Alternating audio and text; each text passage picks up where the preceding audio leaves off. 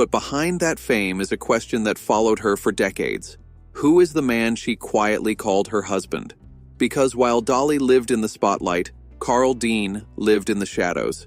A man who refused interviews, avoided cameras, and disappeared from public life just as Dolly's career exploded.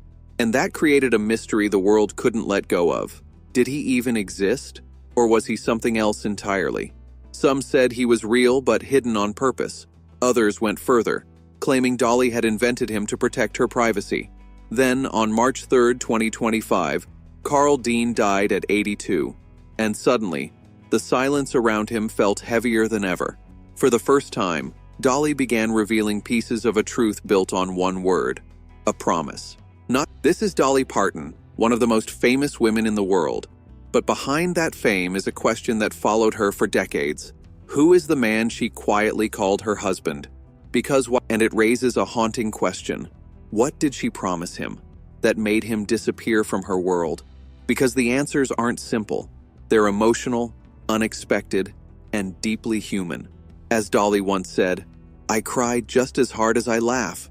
This is their story.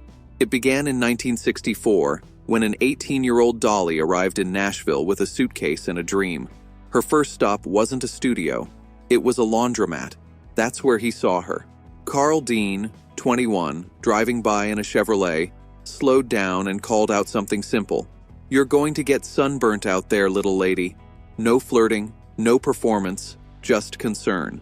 And somehow, that was enough to stop everything. Carl later admitted it was instant. He knew he would marry her. What followed was even more surprising, and it raises a haunting question. What did she promise him that made him disappear from her world? 2 years later, they got married, but not in Nashville, not in front of cameras, in a small Georgia church with only 5 people present. Because even then, something unusual was already forming. As Dolly's career began rising, the world expected Carl to appear beside her. He tried once, one event, one night. He wore a tuxedo.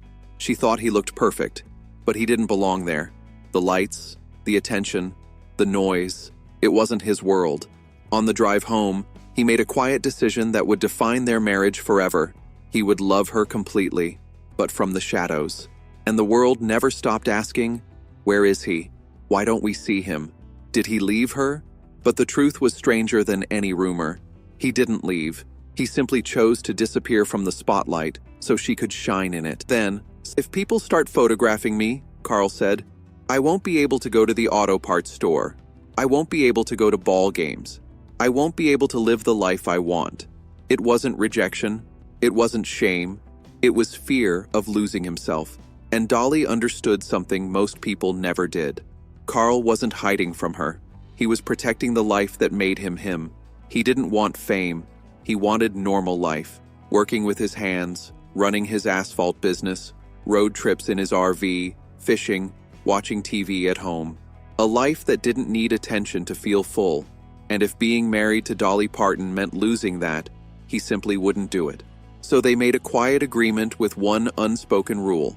She would belong to the spotlight. He would belong to himself.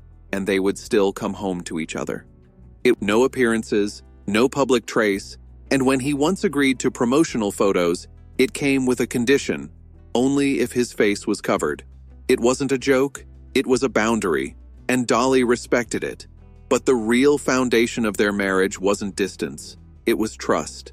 In 1973, Dolly wrote "Jolene." On the surface, it's a warning to another woman, but underneath, it came from something real. A bank teller who flirted with Carl, and a wife who noticed everything. Dolly admitted it. The fear was real. The insecurity was real. That's why she turned it into a song instead of a fight. But life didn't follow the lyrics. Carl never left. Not once. Not even close. For 58 years, he came home every night. Still, there was another quiet truth in their story. They never had children. A dream ended quietly, but painfully. Carl never turned it into distance. He simply stayed, in his own way saying, "We are enough." Years later, Dolly poured that love outward through the Imagination Library, giving millions of children books. A mother in spirit to many, but still carrying a quiet ache. because Carl never left her in that feeling. Their marriage wasn't about constant closeness. It was space, trust, and two people refusing to become someone else. She lived in the spotlight. He lived in silence. Neither erased the other. In his final years, Carl began to fade, later linked to Alzheimer's. Dolly never made it public. She protected him completely and changed her life. Home more, public less, presence over performance. Even as memory slipped, one thing stayed. When Dolly walked in, he still recognized her, and that said everything. Before he died, she made him a promise. She would see him again.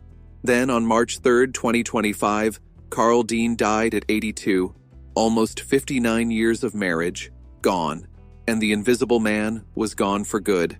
Then on March 3, 2025, Carl Dean died at 82, just quiet love beside the brightest star. He didn't step into Dolly's light. He stayed just outside it, so she could shine without limits. And somehow, that was enough. 58 years later, the world still asks how it worked. But maybe the answer was never complicated. They didn't share the same stage. They didn't live the same life. But they always came home to each other. And in the end, that was the whole story.